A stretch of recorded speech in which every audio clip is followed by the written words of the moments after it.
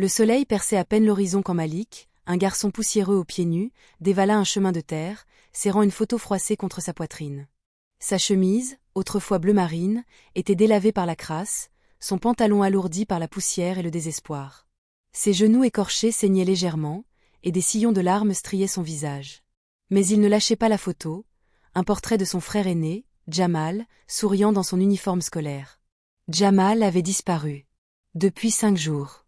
Malik s'arrêta net devant un officier de police, un grand homme à l'uniforme sombre, qui sirotait un café près de sa voiture de patrouille, au bord d'un champ. Le garçon, essoufflé, tremblant, bégaya. « S'il vous plaît, monsieur. Mon frère. Il est coincé. Là-dedans. » L'officier, le regard las après 14 heures de service, fronça les sourcils. « Là-dedans? Où ça ?» Malik, le souffle court, pointa un sentier envahi par les mauvaises herbes. Le trou. Une porte en métal. Je l'ai entendu frapper. L'officier soupira. Une farce, encore une? Mais les yeux écarquillés de Malik, rougis par les larmes, n'avaient rien d'un mensonge. Il trahissait une terreur brute, viscérale. Quelque chose dans ce regard força l'officier à le suivre. Ils s'enfoncèrent en silence dans le sentier étroit, engloutis par des herbes folles et des tiges de maïs brisées.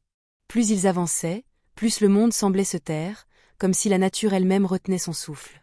Malik s'arrêta soudain et s'agenouilla, désignant une trappe en fer rouillé, à moitié enfouie sous la terre. Circulaire, épaisse comme une porte de bunker, elle semblait scellée depuis des décennies. « Je l'ai entendu hier » murmura Malik, la voix brisée. Il pleurait. L'officier, sceptique, observa la trappe. Du matériel militaire abandonné, rien pour des enfants. Pourtant, le désespoir de Malik l'ébranla. Il s'accroupit, écarta les feuilles mortes et saisit la poignée rouillée. Un grincement strident déchira l'air alors que le seau cédait. La trappe s'ouvrit, révélant un puits vertical plongeant dans une obscurité absolue. Une échelle rouillée s'enfonçait dans les ténèbres. Malik, les larmes ruisselant, pointa à nouveau le doigt. « Mon frère. Il a disparu il y a 5 jours. Personne ne m'écoutait. Mais moi, j'ai cherché. » Le cœur de l'officier se serra. Ce n'était pas une farce. Il appela des renforts par radio, mais une impulsion le poussa à agir.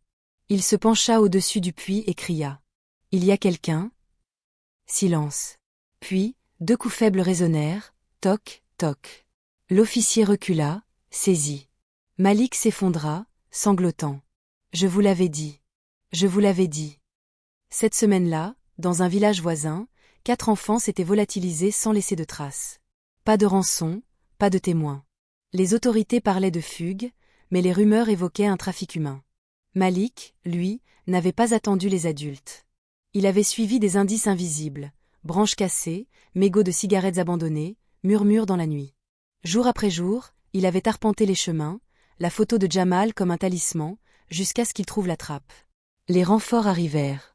Malik, tremblant, s'agrippa au pantalon de l'officier. « Promettez-moi de le ramener. » L'officier, pâle, hocha la tête. En 20 ans de service, il n'avait jamais rien vu de tel. Un second officier s'équipa pour descendre. Avant de s'engouffrer, il se tourna vers le garçon. « Comment tu t'appelles » Malik, renifla-t-il. « Et lui, c'est Jamal. Mon grand frère. » Alors que l'échelle grinçait sous le poids de l'officier, Malik murmura dans l'obscurité. « Tiens bon, Jamal. Tiens bon. » La forêt semblait figée, comme si elle savait que quelque chose d'innommable allait être révélé. L'officier descendit, l'air devenant lourd, humide, presque irrespirable. Sa lampe torche vacilla sur des murs de béton tachés par le temps, et par autre chose. Puis, des voix faibles, « Aidez-nous !» Il sauta les derniers échelons et atterrit dans une chambre souterraine exiguë. Le faisceau de sa lampe balaya l'obscurité et s'arrêta sur une scène déchirante. 4 enfants, pieds nus, meurtris, blottis les uns contre les autres comme des animaux traqués. Parmi eux, un garçon plus grand, le bras protecteur autour des plus petits. Il releva la tête, du sang séché près de sa tempe, sa chemise déchirée. Ses yeux, brûlants de défi, croisèrent ceux de l'officier. « Tu n'es pas, eux » murmura-t-il. « Non » répondit l'officier, la gorge nouée. « Je suis là pour vous ramener. » Le garçon tenta de se lever, mais ses jambes cédèrent. L'officier le rattrapa juste à temps. C'est alors qu'il reconnut le visage de la photo. Jamal. Les lèvres du garçon tremblèrent. « Malik. Il va bien ?» Il est là-haut. Il vous attend. Jamal s'effondra, des larmes silencieuses roulant sur ses joues. 5 jours sous terre, sans nourriture, sans lumière, il avait tenu bon. Il avait rationné l'eau d'un tuyau qui fuyait, calmé les autres enfants, camouflé l'entrée avec des bâtons pour étouffer leurs cris. Il n'avait pas appelé au secours, de peur d'attirer leurs ravisseurs. Il avait attendu. À la surface, Malik, agrippé à la photo, fixait la trappe. Les sirènes hurlaient, les fourgons des médias affluaient, mais il ne voyait rien d'autre que l'obscurité. Puis, un cri monta d'en bas, on les a trouvés. Ils sont vivants. Des acclamations éclatèrent. Malik ne bougea pas, les yeux rivés sur le puits, jusqu'à ce qu'une main frêle émerge, puis des cheveux emmêlés, et enfin le visage de Jamal. Le soleil brûla ses yeux, mais il croisa le regard de son frère. « Jamal !» hurla Malik, se jetant dans ses bras. Jamal s'effondra à genoux, à peine capable de tenir son petit frère, mais il le serra de toutes ses forces. « Je pensais ne plus jamais te revoir, » murmura-t-il, sanglotant sur l'épaule de Malik. « Je leur ai dit que t'étais là. »« J'ai jamais arrêté, » répondit Malik, farouche. Autour d'eux, le silence s'installa. Les journalistes, les secouristes, même l'officier détournèrent les yeux, émus. Les 3 autres enfants, sortis un à un, furent emmenés en ambulance.